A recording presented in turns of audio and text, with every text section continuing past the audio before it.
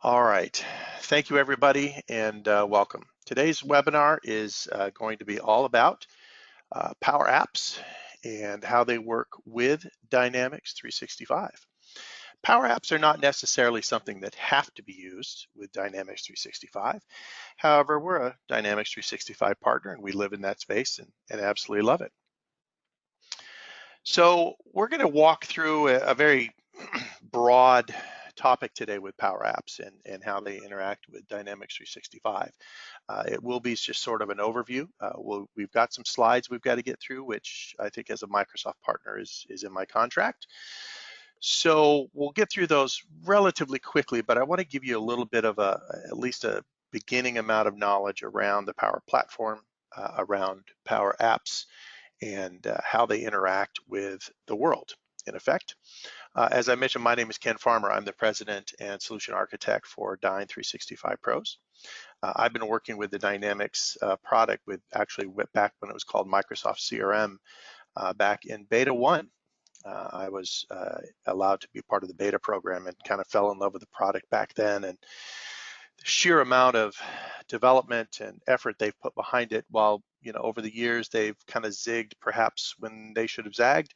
I think Microsoft has done an outstanding job to get to this point, and I'm more excited today about the platform, about the product, and the functionality that exists for our customers today than we were before. I've also got on the call with me Sanford Moseby. Sanford is our senior technical consultant, and Sanford will actually be conducting the demo portion of the presentation today, and he'll actually be building a Canvas app for us. So the agenda, just to kind of wrap this up, we've got a couple of slides on who we are, but really, if you do know us, great. Sorry, we'll wade through those pretty quickly. If you really haven't interacted with us yet, you're not sure who we are, please feel free to go out to the website, check us out, dyne365pros.com. There'll be a slide at the end with some of our contact information. But please, we'll fly through the slides as quickly as we can so we can get to the demo. I've got some information about the Power Platform, what it is, what it does, how it fits into the Dynamics 365 universe, Office 365. Then we'll talk about Power Apps specifically, and there's two types of Power Apps, Canvas apps and model apps, and we'll talk about the differences between those. And then Sanford will take over and get to the meat of it, which is to build a Canvas app. And he's got some things to go through there. We did talk about the fact that Canvas apps don't have to be in Dynamics, but he'll be using Dynamics as the data set for that. All right, real quickly, who we are. We are a certified Microsoft partner. We've been that way for a good 11 years now, I think. We need to update that slide. We really are the premier Dynamics 365 customer engagement, or what Microsoft used to call CRM, partner in at least Southern California, if not the Southwest United States.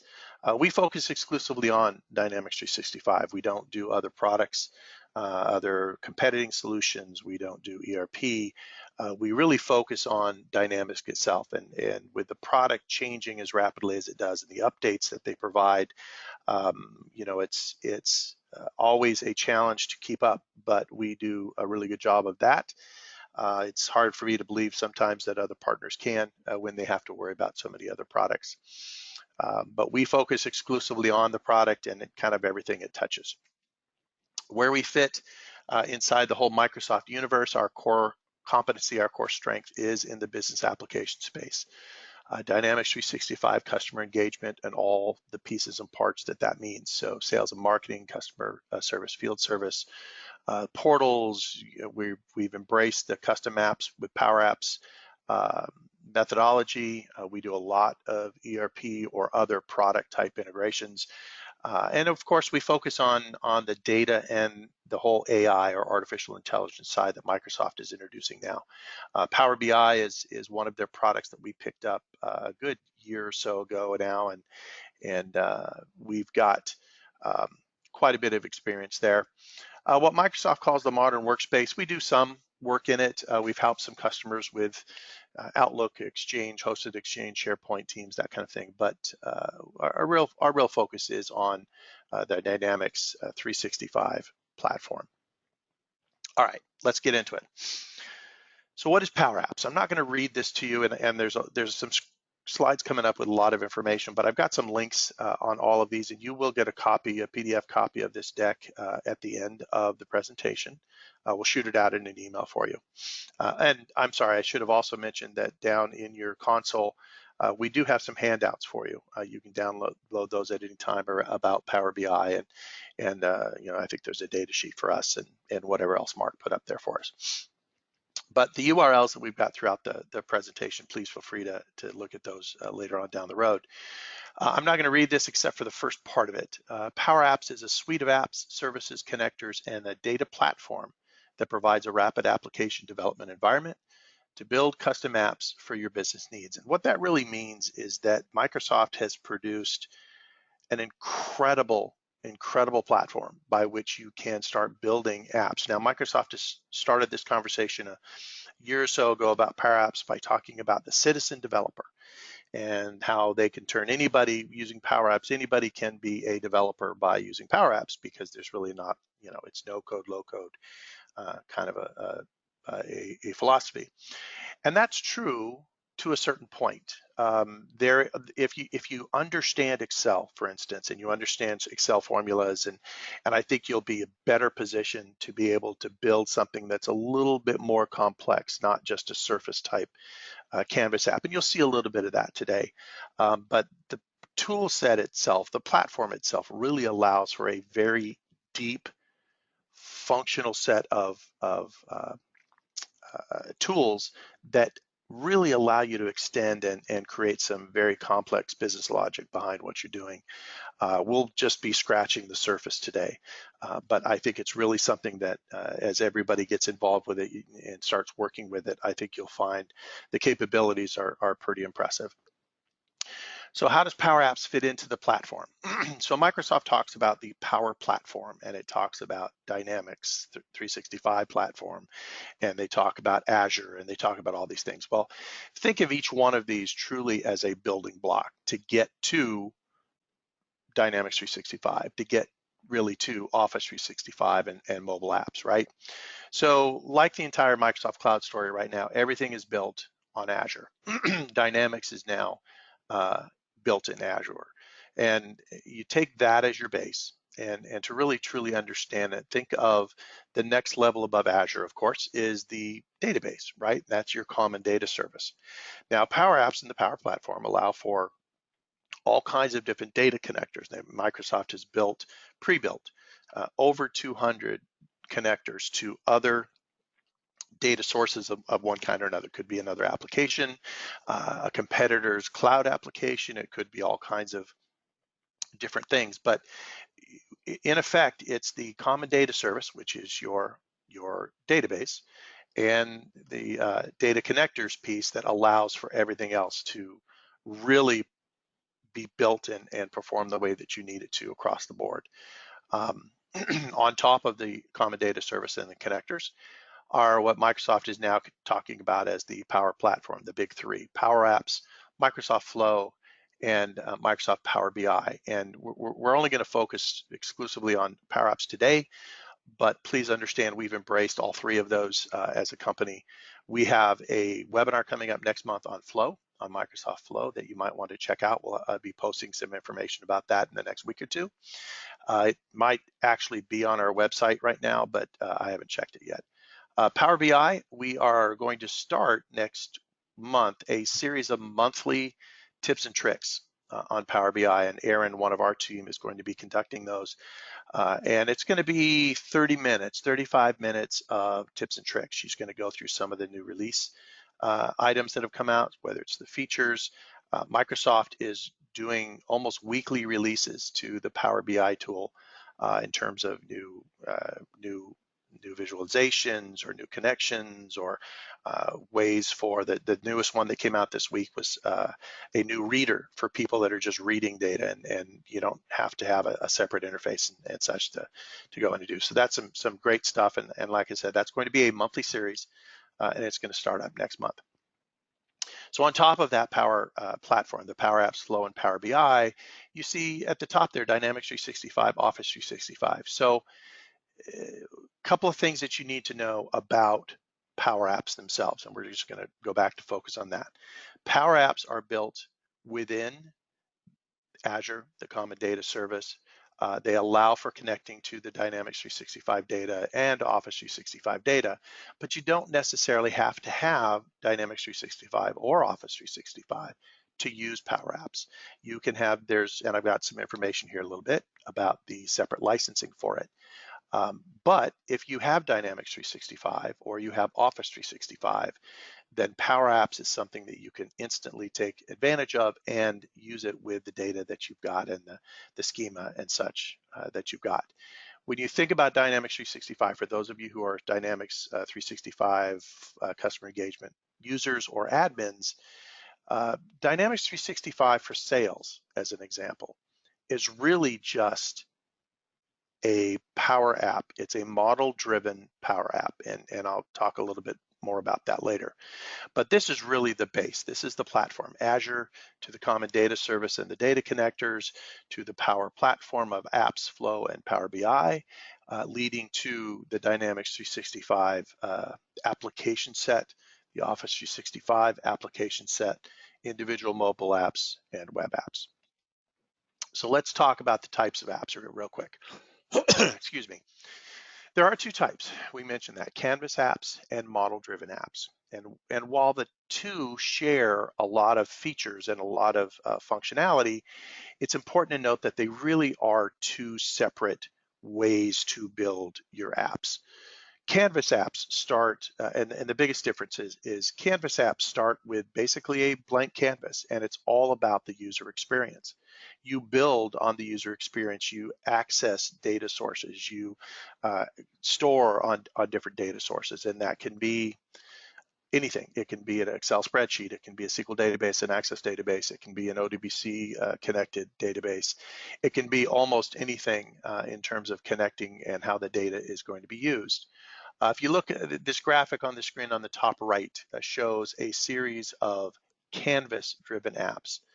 These can be on your mobile device. These can be on your tablet, whatever the case may be. And this actually is from Heathrow Airport.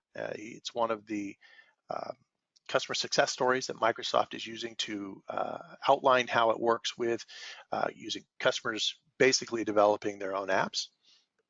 That's a great story, and it basically starts with somebody in the security department needed some way to get rid of all these paper forms, and the processing was just horrendous on a lot of what they did. And they started an entire improvement of efficiency in their departments. You know, it was like a factor of 10. It was enormous what they were able to do with just some non-developer type people that had a little bit of technical savvy starting to build those apps. Those are the Canvas apps. The model-driven apps, however, are different. So model-driven apps really start with your data model, and that's how you can really think of them in terms of how different they are, right? So Canvas, you have a blank canvas, you start with the user experience. Model-driven apps, you're really starting with your data model. It allows you to use the framework around if you see the screen on the bottom right, the new unified interface client with Dynamics, that's the model that is being used for the model-driven apps. And you are able to add in all of the complex business logic and such that you might need. It automated, you know, when you start working, it starts with that interface. You see it there on the right-hand side. So let's talk about this graphic here on the right lower. As you can see, it's inside of the Dynamics 365 unified interface, right? So you've got the navigation on the left, you've got the black, you know, kind of trail that you've got across the top. And then you've got the action bar there in blue. Now this record is unique, and this picture is unique in that it's actually in a modified Dynamics 365 Sales Hub application. So we see here that we're in an opportunity record. And the area down below that says property listings, that is actually an embedded Canvas app that was developed for them to use in the field. And then we can embed that Canvas app inside of a model-driven app, and that's what this allows you to do. So you don't have to rewrite it. You don't have to be able to get to that data. You don't have to jump through hoops and just totally redesign everything. It's really an impressive way to go, and like I said, you don't have to use it in terms of the Dynamics 365 or Office 365, but it gives you all of the benefits that exist with those if you do. Let's keep going. This is the new interface for the creation of PowerApps. You may see this in Sanford's demonstration real quick. We just want to get through this fairly quickly. We won't spend a lot of time, but this is also for those of you who are Dynamics 365 admins today. This is the new interface for editing and building forms and adding fields and new views, and it's about 95% replacement for what we've used in the application for so long. A couple quick slides on licensing. You always have a free trial that you can go in and start working with. You can start up a new environment, and it's a 30-day free trial. I encourage you, if this is something that interests you, to do it. There are 2 plans for PowerApps, Plan 1, Plan 2. P1, P2 is what we always try and shorten everything, right, in the Microsoft world.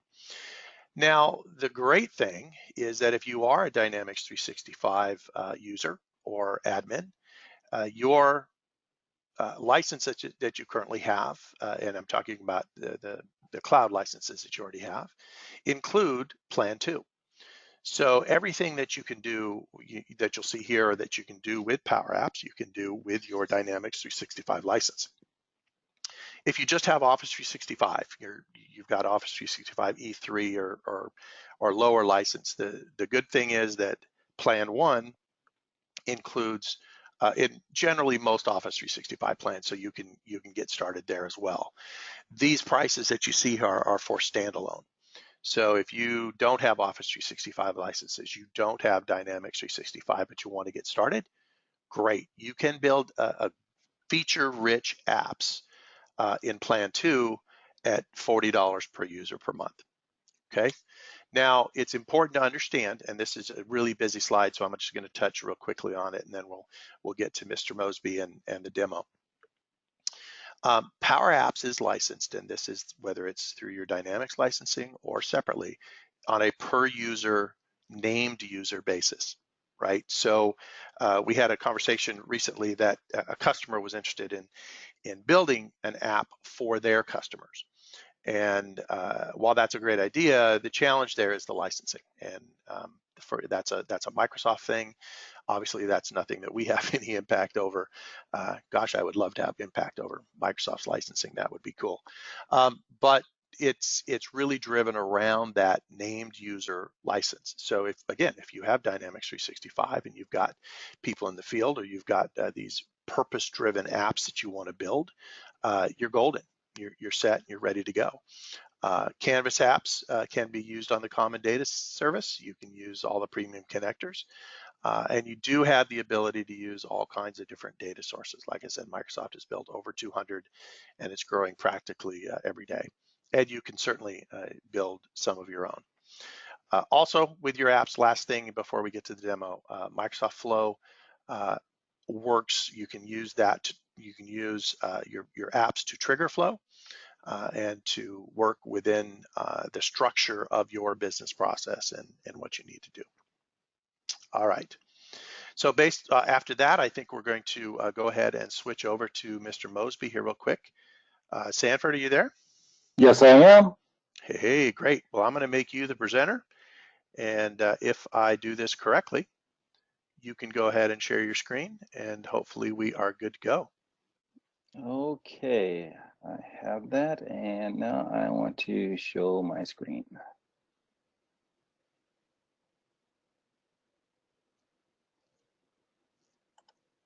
And let's see, there we go. All Beautiful. right. We can see that. Thank you. And awesome. I'm going to go ahead and mute, Sanford. If you've got any questions for me, or if something comes up, I'll unmute, but I will try and stay out of your way. Okay, and you're watching the questions that come up, and will present them to me if needed, or answer them yourself, correct? Absolutely. Okay, great. Thanks. All right. So as Ken mentioned, this is the piece that I'm showing now is where the apps are started, and you can, as Microsoft is advertising, you build business apps fast. And that's what we're going to do. We're going to create an app pretty quickly, and it's just a simple app, but what I want to do is touch on some of the ideas that you can do with the Power App. So first, let's just get started and start building it. I'm going to go over to apps. I'm going to create an app, and I'm going to select a Canvas app. And now it's going to bring me over to the interface. And I have the options to start with the Canvas app using the various data sources and various formats. So I have the choice of a phone format or a tablet format. And we're going to go with a phone format today, connecting to our Dynamics 365. Now it's going to ask me about the data set to pick. So we have several environments. So I'm going to choose our sandbox. That way I can't break anything too much and get yelled at. So I am also going to select accounts. Just typing in for the search because I want to scroll down. Connect to the accounts. And what this is going to do is going to build out a default Power App. So it's a basis for an app that you can use to build out to complete your business logic. And again, it's just going to create a very simple app and ask me if I want to see a preview, which I don't. And there it is. It's a very simple app of our accounts. We have the sample data in our sandbox, and this is the list that's provided. So one of the things I do want to note, and I know I've stressed this with our team quite a bit, but I'm going to show you the preview of this app. So we have the app, we have all our accounts, and we have multiple screens. So if you click on the arrow, you can go to the details of that account, and you have the detailed information, and you can edit that information. But the key point I want to get across at this point is that this is a fully functioning app. I could save the app and share it with my teammates, and it can be used. So we have a fully functioning app, and I think that's what I was supposed to demo today. So thank you very much, and enjoy the rest of your day. Oh, wait, no, I'm kidding. I wasn't supposed to use that joke, but I couldn't resist.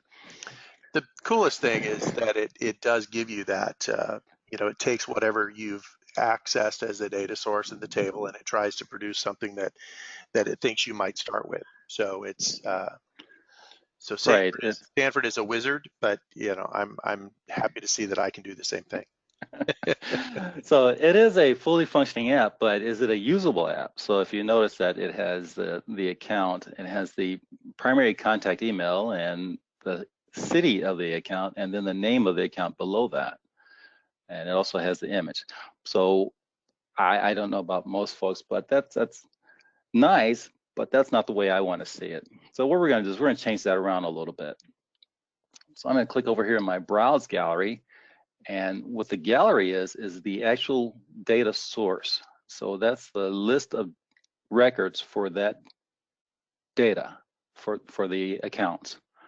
So we go over and we click edit on the fields over in our properties box, and we have a list of fields that are being displayed. We have our email address as the title, the subtitle is the address city, and the default image, and the account name. Well, like I said, I'd prefer to have my account name at the top. So I'm going to switch the title to account name. And you notice that it's just a drop down with all the fields that are available. So that's pretty slick and simple. So we check account name. We change the address city to, let's go with phone number. So we'll go with main phone. Scroll down, or I could type it in, main phone, and then we're going to leave the image as is for now. And then we'll go with the address. for the Dynamics 365 users, you'll note that the address composite field is not here, because the address composite is a combined display field in Dynamics 365. So what we have to do is we have to build our own composite. So I'm going to select address 1, street 1 to start the process in the formula. You see the formula there is address 1, street 1. And at this point, I would type in the rest of the formula. But to save time, I'm going to cheat. I'm going to use the formula that I've already created and just pop it in.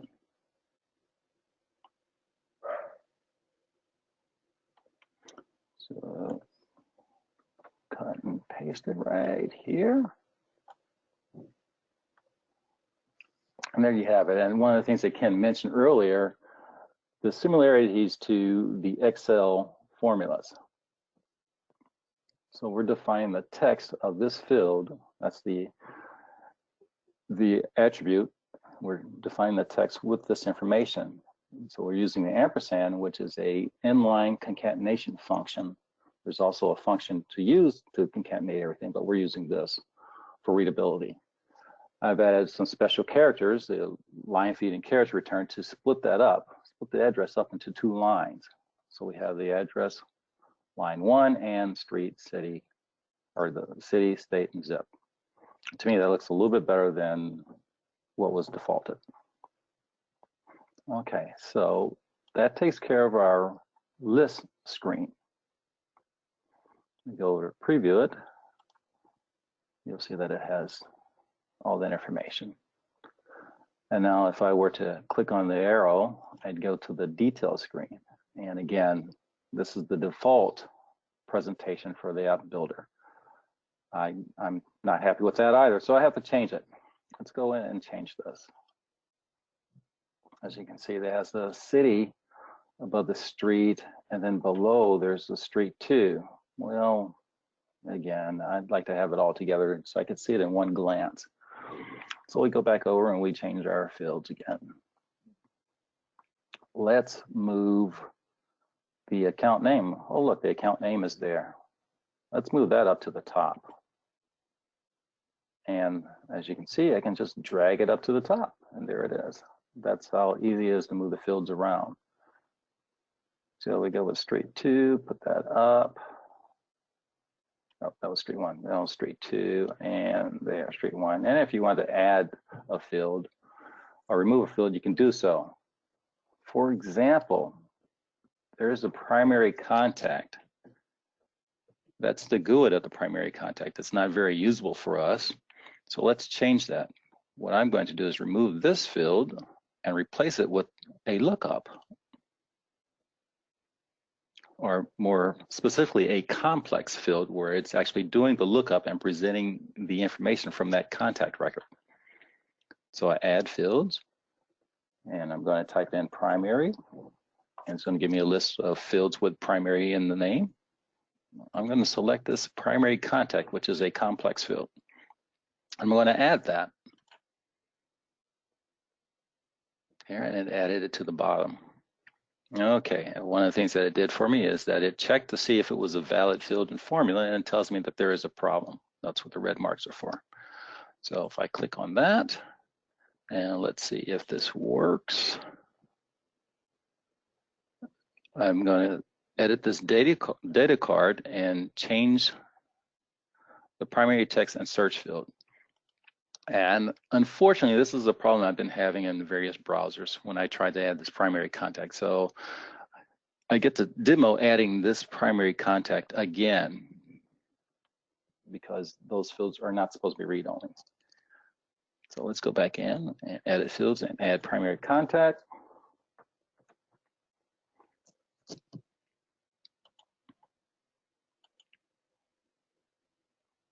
Okay, let's check it this time. Edit those fields, and there they are. Okay, so we have a primary text, and currently it's showing the created by external party, which we don't use unless it's going from a portal or something. So let's change that to full name or the contact. And see, we have our list of all the contact fields. And there is full name. Okay, we can also add another field from that record. So if we change our layout to double, we can add a secondary field. Let's add, how about telephone 1?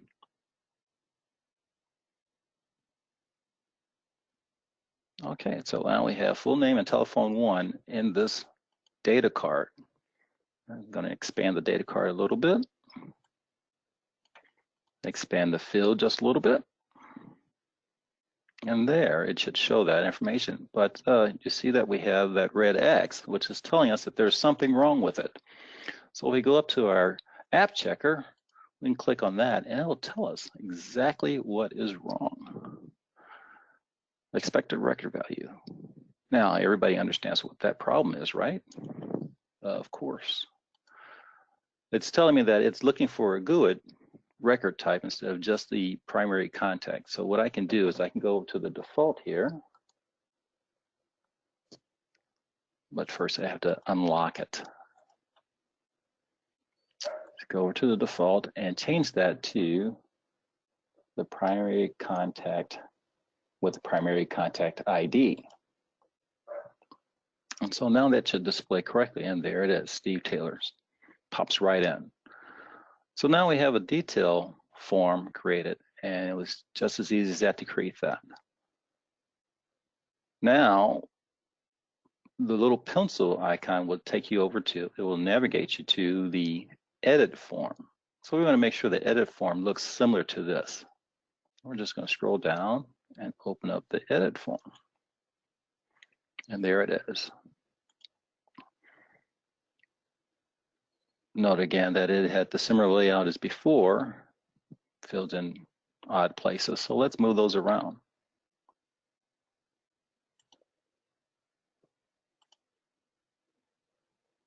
Click on the edit form and edit fields. And let's move the account name up to the top. Address 1, street 1. Address 1, street 2. City, number of employees, primary contact. The GUID of the primary contact, we'll remove that. And of course, add the other primary contact, the complex field.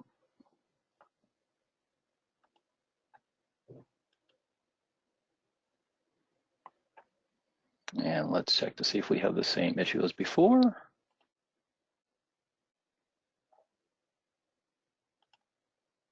Oops, click there, edit that field. Oh, it's stuck on there.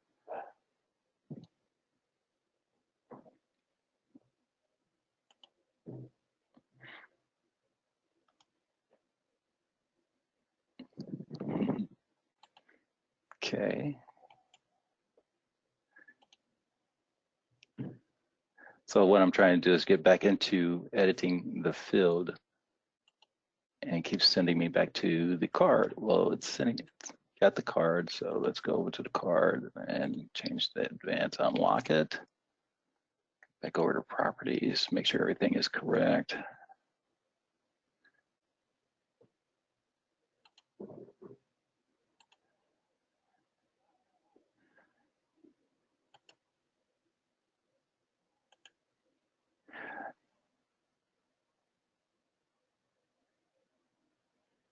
And looks like I'm gonna have to remove it and do it again. So for some reason, I don't know why the primary contact is happening like this. It just seems to have to be added twice. And I've tried various browsers. It just doesn't seem to work. Okay, the complex field. Okay, all good. Primary contact. There it is. Advance, unlock. Let's go to the default. check the app checker. It should take me over to the default. There's the default. And when I scroll down to my contact ID, and there that is. Okay. So one of the things that you notice is that the form is longer than the phone. So the users will have the ability to scroll down using the scroll bar on the side, or just thumb up or thumb down. Okay, and then we can pick our users or our contacts. And so that's pulling straight from the contact entity because of the relationship with the account and the primary contact. Okay.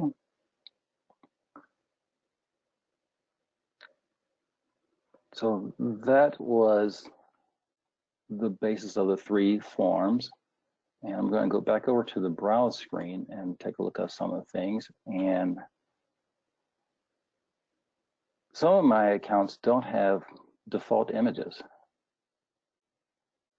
So what if, you know, the salesperson is walking or visiting one of the sites and they decide to take an image of the building of that account and store it in as their default image? Well, they can do that, or they can use a logo or something like that. So let's change our edit form to allow the ability to add an image. So we go back over to our edit form, and what we're going to do is change our fields. So I'm going to click on the fields, edit the fields, and I'm going to add the default image.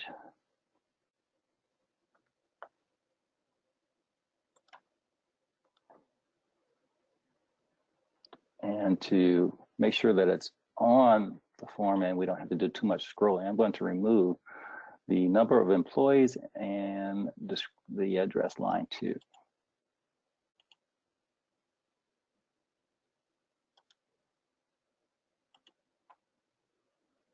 Okay, so it's there, and if we did a preview, we see that the default image is there. Now on your phone, you would show this and it says tap or click. So what I'm going to do is the sample in the preview mode is to click on it, and it'll bring up my file folders with all of my images. So I could select one of these, and let's just do that one, 3D printing. And then if I were to save that by clicking the check mark, it would save into the accounts. So, and there it is. The thing to note is that once you add that image there, the camera control for the phone is automatically tied to that field. And so there's no special coding for that. Now you can do some other wonderful things with the camera controls and some of the other controls, but I just wanted to make sure that you guys saw that when you add the image, you have the ability to use the camera immediately.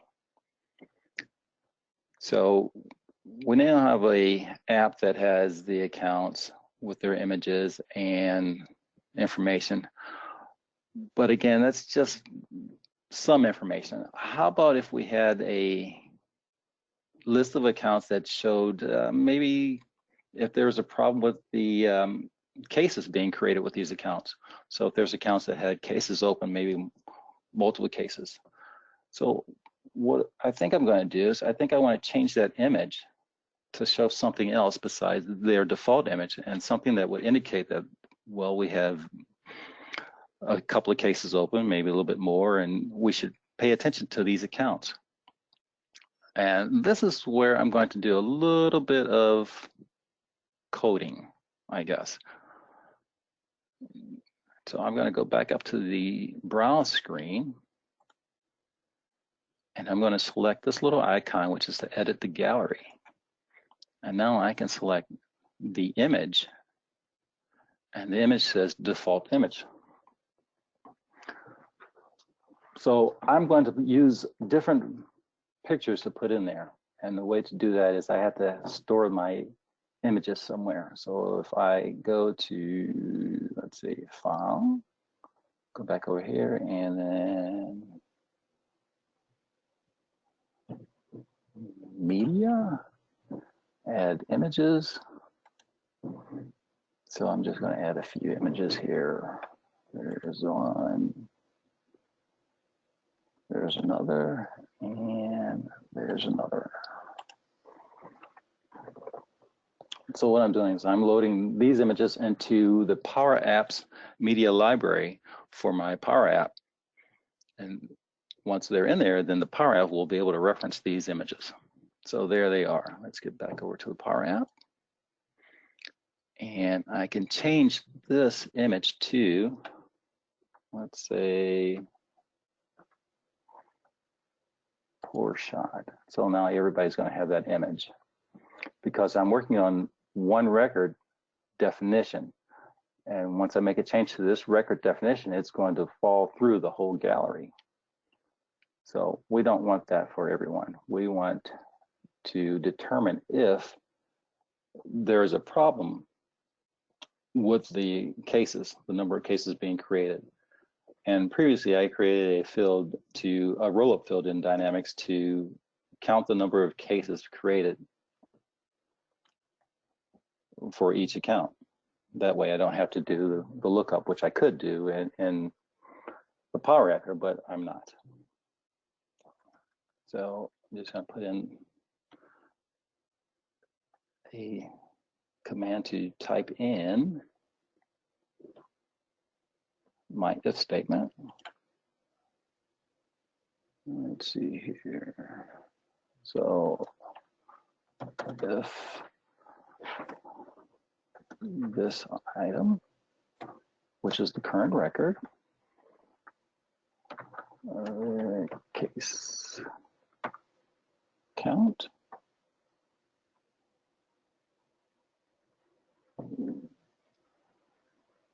greater than, well, I don't have many cases, so I'm going to change it to 3.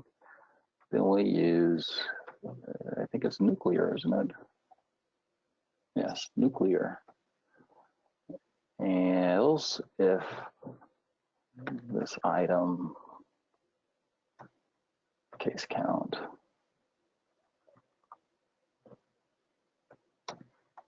greater than 2. Let's use new problem. Else is this item case count equal 1, then poor shot, else nothing.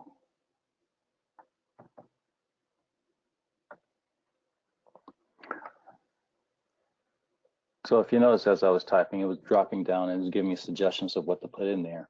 And that's quite convenient to type in your functions and formulas. So it's really simple. So let's see if this works.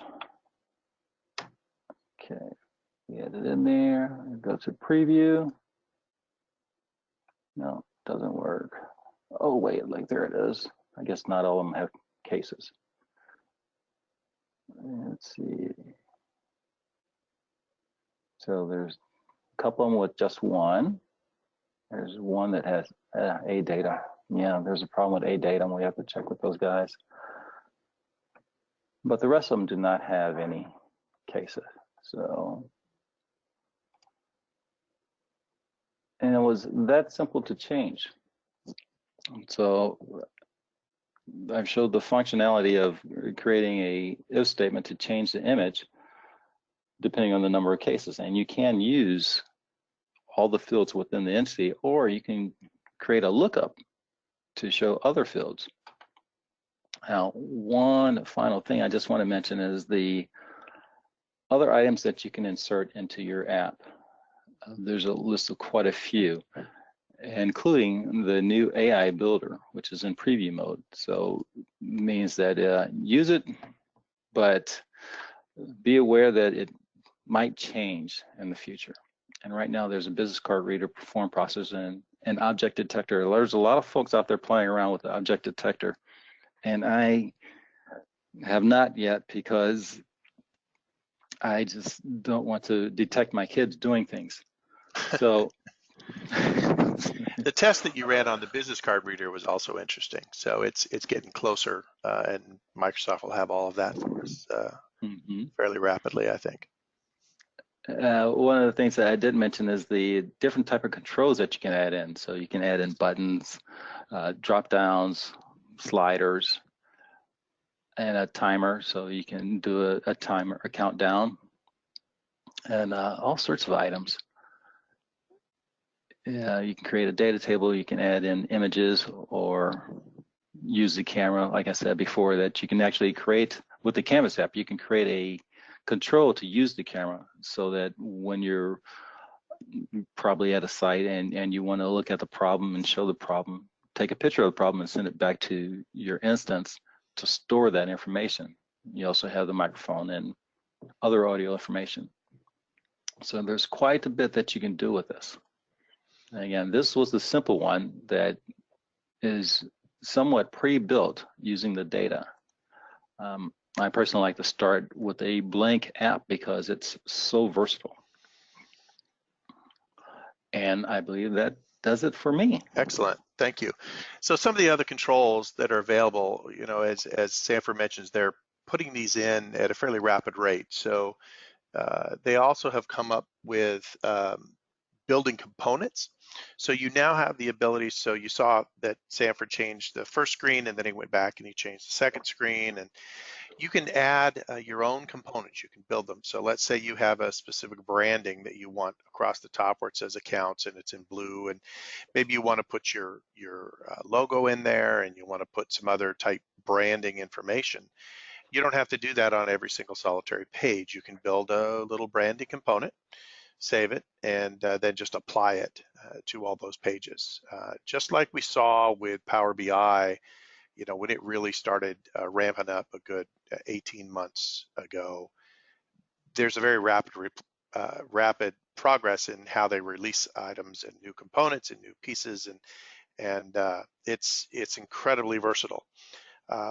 You know, what we've been able to do, and we're working on a couple of projects with these for these with clients now, but just the simple ability to quickly use the inherent built-in device operations, camera, microphone, mapping capabilities. So for instance, there's another app that we played with doing today. It would have just taken a little bit too long, where we build in you know, the same app, but we add a mapping component that says, hey, give me a list of all of my clients with this criteria in a 5-mile radius. And it's pretty robust, but it would have taken a little bit of extra coding time, and we didn't want to go into that right now. All right, so that's it for us. I think today we have some questions that if you have any questions that you want to throw out at us, please go ahead, and you've got a couple minutes to add those in.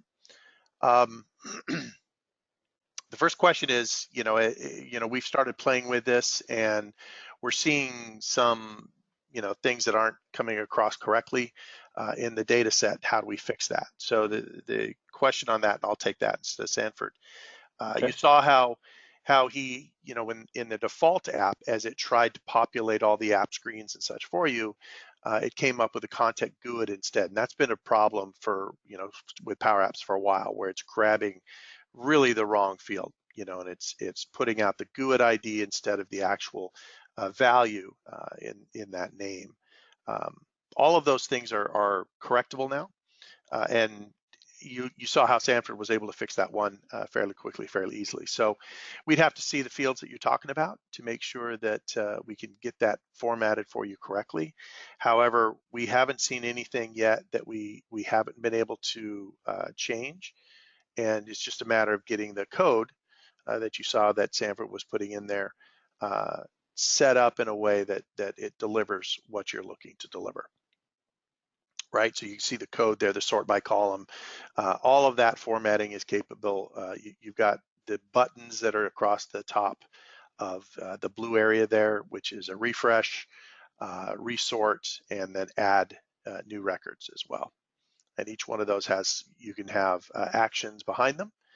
So for instance, in the plus, you see there where he's adding a new form, or excuse me, a new record. It's pulling up the right form, and then it goes in and it saves that against your database. Okay, great. Anybody with any other questions, let me know.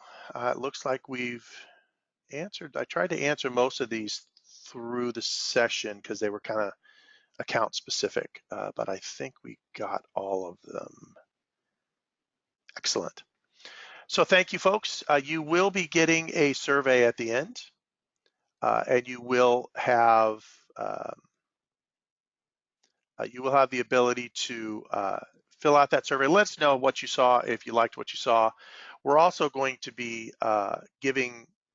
asking you on that survey to kind of give us an idea of what else you would like to see in some of our next sessions. As I mentioned, we're doing a Flow, Microsoft Flow next month. We're going to do a series of Power BI tips and tricks webinars. So it would be great to get your opinions on some other things you might want to see there. And the email that you get will give you a link to get the PowerPoint PDF of the PowerPoint slide presentation as well, with all the hyperlinks we put in there. If you've got any questions, any additional things you want to reach out to us, please contact Mark. Mark is our VP of Sales and Marketing. Mark at Dyn365 Pros, and that's his phone number. He loves to talk on the phone. And I think that's it for us today. Thank you, everybody, for joining us. We had a fantastic attendance on this, and really appreciate you taking time out of your day. I hope we were helpful in giving you some great information about the new Microsoft Power Apps and how we can tie those back into Dyn365 Pros, or excuse me, into Dynamics 365 and Word Dyn 365 Pros. Thank you, everybody. Have a great day.